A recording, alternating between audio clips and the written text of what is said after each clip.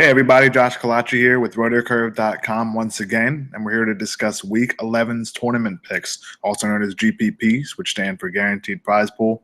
These are the big tournaments that you see on FanDuel, like the Millionaire tournaments you've seen, the $5, $3, $10, even $25 entry for those who like to play big. But these are the tournaments that can win you a lot of money, but it's really hard to cash in. And that's exactly why we like to look at upside plays rather than just safe plays. That's exactly what we're going to talk about here. So without further ado, this week's tournament picks for Week 11. At quarterback, there are two guys I like that are very, very cheap. And this is important because if you get a quarterback cheap, that means you can spend it the rest of the positions, which are the positions that can win you the tournaments. It's not usually that you see a guy in a tournament win because his quarterback has 50 points. That rarely happens because of the scoring. You see the guys that have a running back scoring in the 20s or the 30s, same with receivers and tight ends. So at tournaments for this possible week right now in Week 11, I like to look at two guys that were backup quarterbacks, but will be starting for this week simply because of injuries to the people in front of them. The first one is Mark Sanchez for the Eagles at 6,400 against Tampa Bay Bucks. There are 22 quarterbacks that are priced higher than Sanchez, which by default makes him an excellent value play in GPPs because chances are there aren't going to be 23 quarterbacks that finish ahead of him in terms of fantasy production, simply because of how fast-paced the Eagles' offense is and the chances of the fact that he scores a touchdown in a good matchup. He's almost $3,000 less than the top options, but he has the opportunity to surpass them in value. Now, let me explain what that means. Tom Brady is priced at, I believe, 9,200 this week on FanDuel. So if he can get 350 yards and 4 touchdowns, which if you do the math real quick, 350 yards is 14 FanDuel points and 4 touchdowns is 16. That's 30 FanDuel points, and divided by 9,200, you're looking at just over 3 points per $1,000. Now, for Sanchez to match that value, he's going to need 19 FanDuel points. So what do you think is more likely to happen? Tom Brady throwing for 350 and 4, which very could happen, or Mark Sanchez reaching 19 FanDuel points, which is really just over 275 yards and 2 or 3 touchdowns. So it could happen for both, but it's much more likely for a guy like Sanchez at 6,400 to do. Now, he faces the Bucs this week, who are a good matchup as they give up the 10th most fantasy points to opposing quarterbacks this season. They've allowed double-digit touchdown passes in 6 of their 9 games this season, so they have shown some susceptibility to allow big games to opposing quarterbacks. And if you look at the fact that when you're looking for value on FanDuel quarterbacks, we just discussed his value in relation to Tom Brady if both have huge games. But at just 6,400, we're looking at double his salary, which means 6,400 times 2 would be 12,800, but you would just take 12.8 FanDuel points. If he can reach that, that's an excellent return for value considering his price. And that's very likely because in 9 games last season, Sanchez scored 2 touchdowns or more in 7 of those games, which will put you right up to 12.8 FanDuel points right away. In addition, the Eagles' offense holds value in the quarterback position, so it's worth the risk to me at 6,400 to put him in as one of your quarterbacks on FanDuel because you're going to be able to afford pretty much anyone else. Moving on to the next quarterback, that's Brock Osweiler, who's in a similar situation as Sanchez, but he's $400 cheaper, and he faces the Chicago Bears. Like Sanchez, Osweiler is an excellent play because of his price. We just discussed Sanchez needs 12.8 FanDuel points to return good value. So Osweiler only needs 12 FanDuel points to reach this value, and that's really just 200 yards and 1 touchdown pass. We expect most quarterbacks in the NFL to throw for that in this day and age, but considering the weapons that Osweiler has, and he does have a huge arm at standing, one of the tallest quarterbacks we've seen, I believe he's 6'8", so he has a big arm, he has some weapons around him, and he has a good matchup in the Chicago Bears that given up at least 3 touchdowns in a game 3 times already this season. So at $6,000, you're not going to find a guy with more upside at pretty much any position, considering you're going to get him a quarterback at over $3,000 cheaper than the top option. It makes for a nice play in tournaments as a guy that could potentially throw for well over 300 yards and a touchdown or 2, bringing him well over value. Now, if you have a cheap guy like this, you can afford some more expensive running backs. So let's talk about the running backs for this week. I like DeMarco Murray this week for the Philadelphia Eagles against the Tampa Bay Buccaneers. Murray is priced at 7,600 on FanDuel. There's a chance that Murray carries the full workload for the Eagles in Week 11, with Ryan Matthews likely to miss the game. Matthews has not cleared concussion protocol to this point, and the Eagles do have Darren Sproles, but he's not a guy that's likely to take away a lot of carries, especially with how well Murray's been playing of late after a slow start. Murray has at least 20 touches in 5 straight games. He's scored at least 14.9 FanDuel points in 4 of his last 5 games. And with a full workload, that production and those fantasy point totals are expected to increase. Now, the reason why I can't play him in cash games is because he plays the Tampa Bay Bucks, who I've discussed earlier. They're not a very good team overall, but they have a very good rush defense. They haven't allowed a rushing touchdown since Week 3. So if that matchup was better, I could consider Murray in cash, but considering the fact that the Bucs defense has been so good against the run, I can only look at them in tournaments. Next guy is Jonathan Stewart, 7,000 against the Washington Redskins. Earlier in the season, the Redskins were a team that we didn't like to target in terms of the numbers, but for one reason. They weren't allowed a lot of fantasy points to opposing running backs. But when we dug deeper into that, we saw that it was more volume-based. And since the first 2 or 3 weeks, we actually looked at the Redskins as a top running back or top team to target when you're selecting running backs, and it has paid off.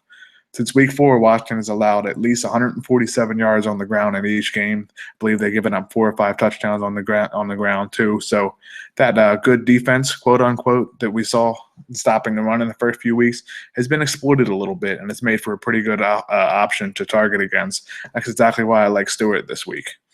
Stewart's the workhorse in Carolina, notching at least 20 carries in 5 straight games. And considering the fact that the Panthers are undefeated and the Redskins are one of the more under-talented teams in the NFC, the Panthers are expected to be winning this game and winning this game for a while.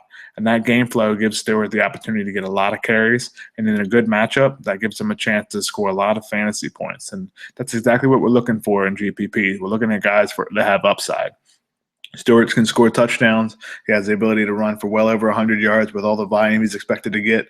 And at just 7,000, that's definitely worth taking a look at for your GPP lineups. The third guy here is Darren McFadden for the Dallas Cowboys at 6,800 against Miami. With Tony Romo likely back, Dez Bryant's getting healthy, this Cowboys offense is starting to get all back in the saddle, and they're going to get ready to try to do the impossible, be the first 2-7 team to come back, and or 2-6 team rather, to come back and try to make the playoffs. Now, that being said, how does that help McFadden? Well, with Tony Romo back, these defenses won't be able to just cram 8 or 9 guys in the box to try to stop the run. They will have to keep their safeties deep. The linebackers can't necessarily pinch towards the line of scrimmage, and that's going to give McFadden more holes to run through. This bodes well for his fantasy value, as he's going to enter his 5th straight game as his Cowboys workhorse. He has 20 or more touches in all 4 games. This is entering his 5th for this week. He has over 100 total yards in 3 of those 4 games, and he's actually looked the best he has seen ever since he's come out of college. So with Dallas facing the Dolphins this week, who have given up the most rushing FanDuel points in the NFL this season, that being said, that opposing running backs can score through the air too. But just on the ground, the Dolphins have given up the most FanDuel points. So in a top matchup like this, and in a game where the Cowboys should be running the ball a lot, even though Tony Romo is still there, I think McFadden makes for an excellent play in tournaments as a guy with massive upside at just 6,800. Moving on to wide receiver, there are 3 guys here that I like that are all tall receivers. And as you know, correlating through numbers throughout the past, a lot of people have done research and studies that's shown that taller receivers tend to score more touchdowns. So first things first, that's another good reason to target tall receivers in tournaments, because you need those touchdowns on FanDuel to get a high score. The first one is Mike Evans for the Tampa Bay Bucs at 8,000 against the Eagles. Vincent Jackson is supposed to miss another game. Austin Seferian-Jenkins hasn't cleared to play or even practice yet in full padding for the Tampa Bay Bucs. So Evans is really the main target there in the passing game. And we've seen in the past he's really struggled with drops, and I believe he's leading the NFL in drops so far this season. He has 10 drops in the last 2 weeks. But with his targets, it really doesn't matter. We're not worried about all that. You don't lose points for drops. Evans has seen 32 targets in the last 2 games. He's caught 16 of those, which, of course, he could have called 26 without the drops. But that just shows that he has actual progression coming if he can limit his drops, which is insane because he's had a ton of fantasy points in the last 2 weeks. He's going to line up against Byron Maxwell, who is one of the main reasons why the Eagles have given up so many FanDuel points to opposing receivers this season, as they've given up over 35, which I believe is fourth in the NFL. And considering that Maxwell has struggled on drag routes, he's struggled on deep routes, and Evans is a mismatch and is a complete matchup nightmare for a guy like Maxwell, I think this makes for an excellent play in GPPs because Evans may have the biggest upside of any wide receiver this week. Next guy is Rashard Matthews at 6,400 for the Miami Dolphins facing the Dallas Cowboys. Matthews continues to succeed in this Dolphins passing offense, and he's flown under the radar a little bit because a lot of people look at Jarvis Landry. Some people looked at Jordan Cameron earlier in the season when he was playing well. But Matthews has actually been one of the more consistent guys in that offense. He has at least 4 catches or a touchdown reception in all but one game this season, and that game came against the New York Jets, who had Darrelle Revis on the other side.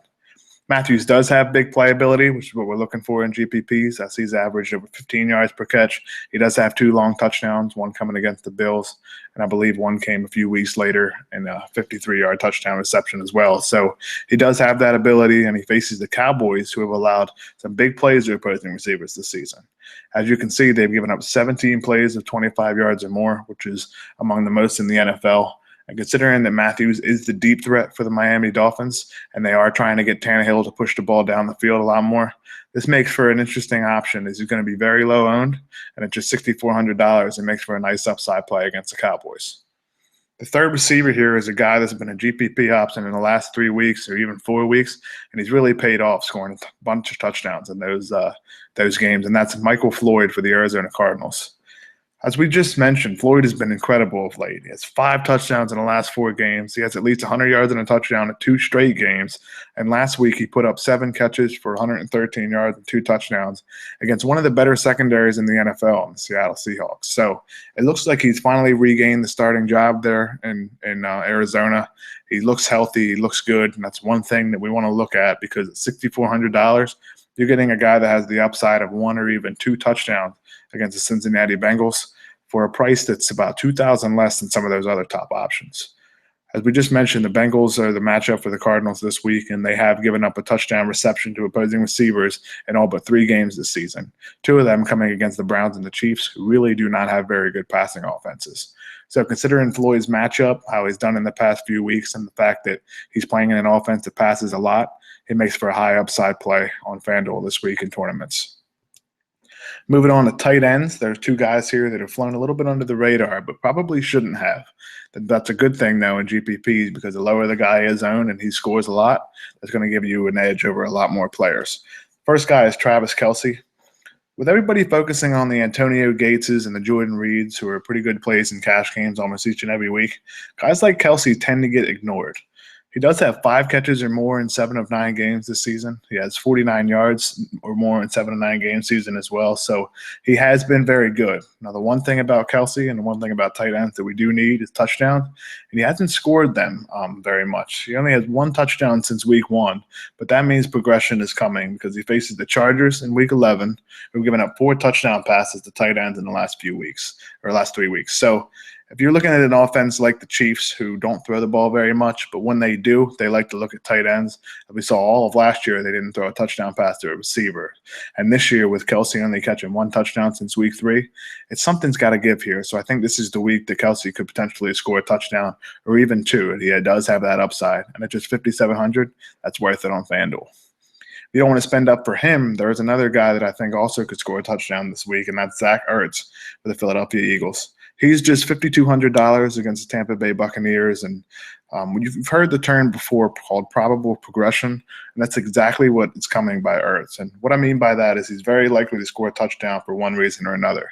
And the reason that I found is actually quite interesting. Ertz has the most targets this season at 58 right now without a touchdown in the NFL.